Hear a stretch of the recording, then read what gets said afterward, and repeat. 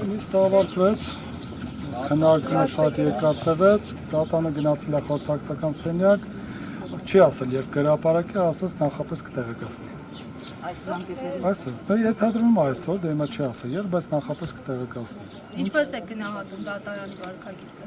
Դատանի վարքագիծը դժվար է գնահատել, որովհետև դատանը ըստ էության լսող է դերում իր կողմերի փաստարկները, այսինքն սպայն դժվար ասել դատանը ինչ է անում։ Մենք կարող ենք ասել, որ մեղադրանքը ուղղակի այստեղ ընդհանրապես հանցագործության մասին խոսք չկա։ Իրենք ինչ են ասում են իբրև թե Ծառուկյանը որոշակի Իրանի Իսլամական Հանրապետության քաղաքացիների խարդախությամբ նրանցից հափշտակություն արել եւ փողերի լվացումը կատարել, բայց մենք դատանում հստակ հիմնավորեցինք, որ այդ անձին փաստաթղթեր են ստորագրել, որ իրենք են Պարկ Ծառուկյանին,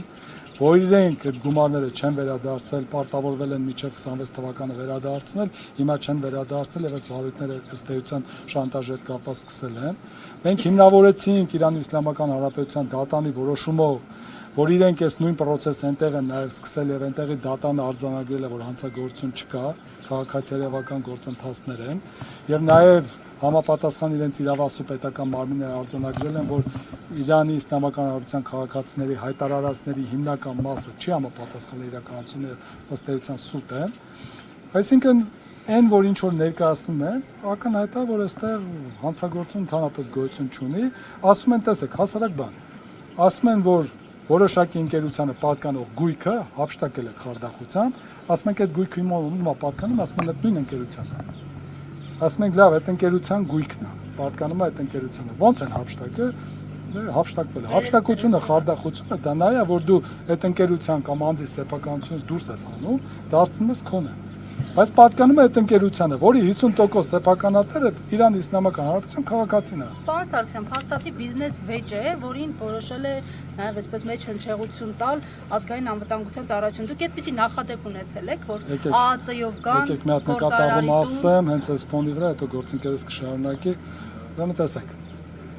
2026 թվականի հունիսի 9-ին ընտրությունից հետո Գագիկ Ծառուկյանը կազմական գործերով պետք է մեկներ։ Այս նույն քրեական գործով միանգամից իրեն թույլ չեն տալիս որ մեկնի եւ մեղադրանք են ներկայացնում բացակայելու արգել խափան միջոց։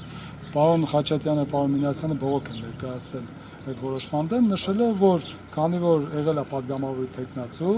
ԿՀ-ի թույլտվություններ պետք անձեռնմխելիությունը հաղթարելու, որից հետո միայն կլիներ մեղադրանքի օրինական։ Առանց դրա ապօրինի է։ Ուրեմն դատախազը բավարարել է իրենց բողոքը եւ արձանագրել է որ այո ապօրինի է մեղադրանքը։ Բայց ամսի 23-ին հաստատել է, մինչև ամսի 6-ը այդ որոշումը չեն ներկայացել ոչ քննիչին, ոչ մեզ։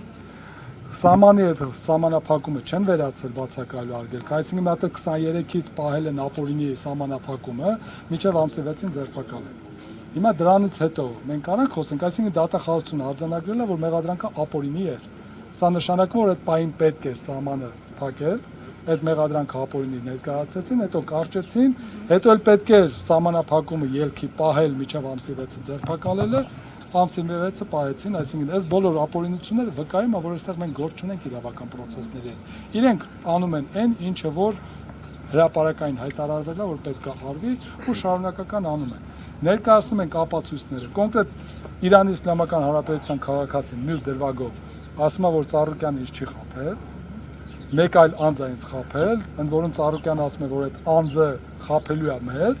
ասում է ես ասացի չէ, ոչինչ թող աշխատի։ Հիմա իրանք ասում են չէ,